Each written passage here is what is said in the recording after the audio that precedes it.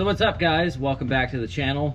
I've gotten a fair amount of requests for a technical breakdown on this truck, so I figured I'd do that while I'm working on it a little bit. We're just swapping out some exhaust gaskets and checking push rods for bendage after that tire destroying burnout.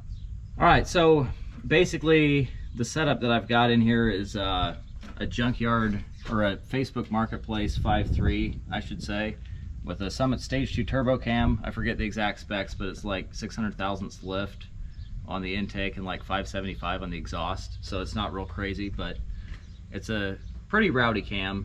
We made 587 on the dyno. If you didn't see my last video, it's on there. But it's a pretty mild setup. We're running about 15 pounds of boost. The stock bottom end is completely untouched. It's got LS9 head gaskets, ARP head bolts. It's got 13 aftermarket one-piece push rods and 3 stock ones because the aftermarket ones were broke after I blew up the old motor that was in here. So I just threw those in to keep going. It's got comp cams, 1.72 ratio roller rockers, and then it's got like 600 thousandths lift springs to work with the cam. Still run the factory intake.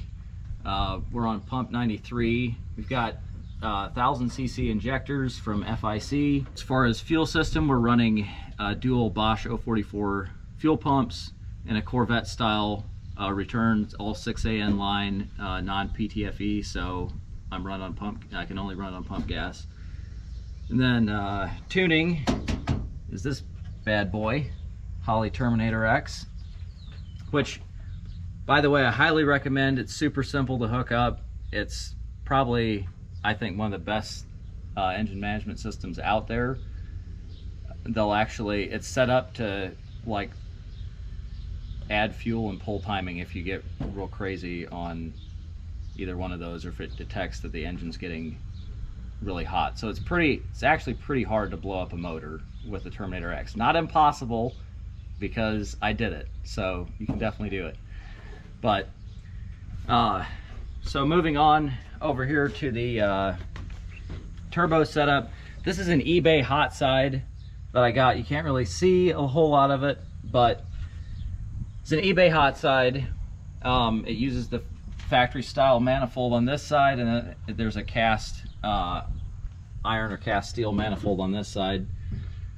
I don't recommend you guys try to do that. If you're trying to build a hot side or a turbo kit for your truck or car or whatever, I recommend you just build it yourself, because it's way easier, and you're going to have to probably modify whatever hot side you get unless you get some really high dollar setup.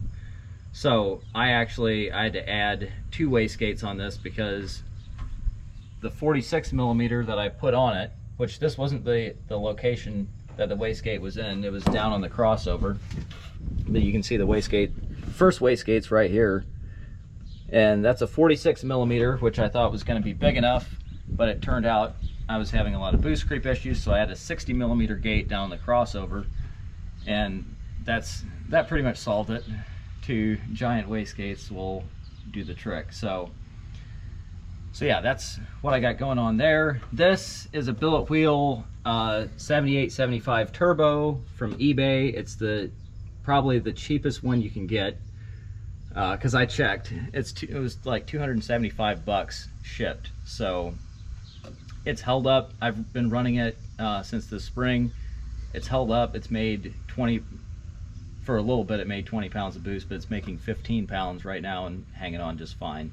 So yeah, that's kind of the deal with that. The intercooler, this is an air to water setup, and this season I put a heat exchanger in. This is just a cheap heat exchanger from Amazon. You can see it right behind the grill here, and it's doing a pretty good job.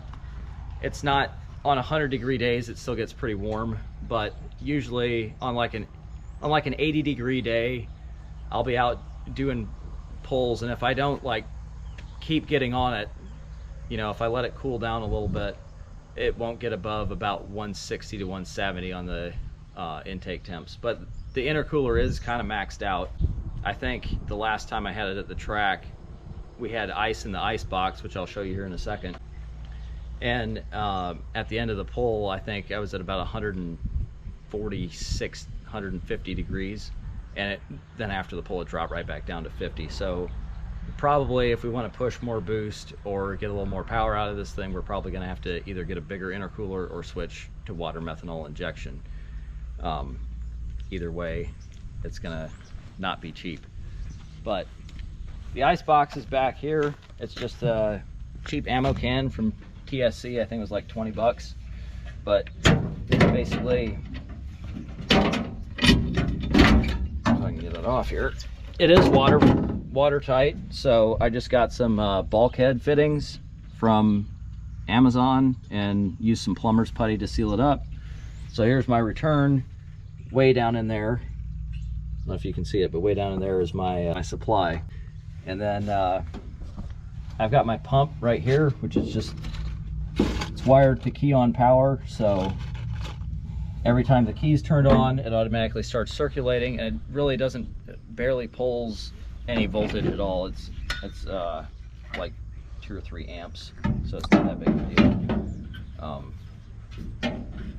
But yeah, that's the air to water setup that I have, and it's worked fairly well so far.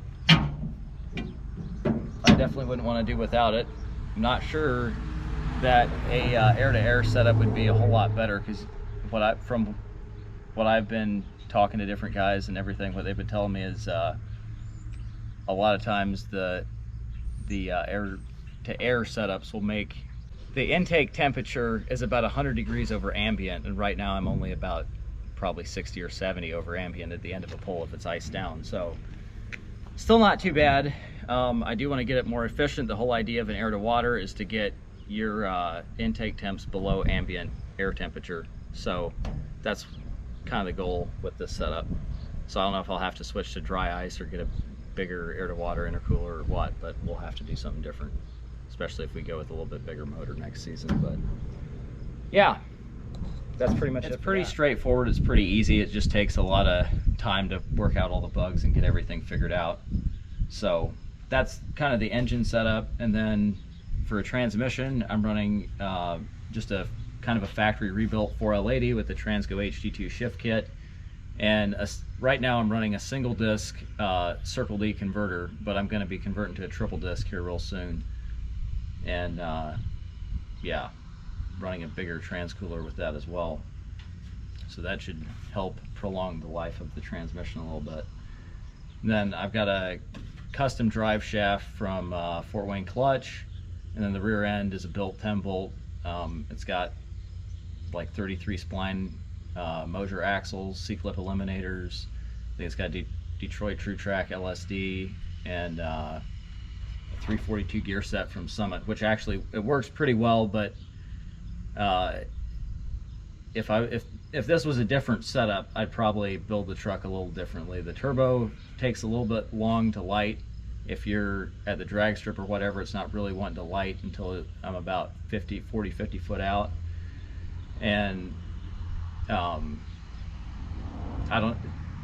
think that's just because the turbo's probably a little bit big for the motor, for the amount of boost that I'm running.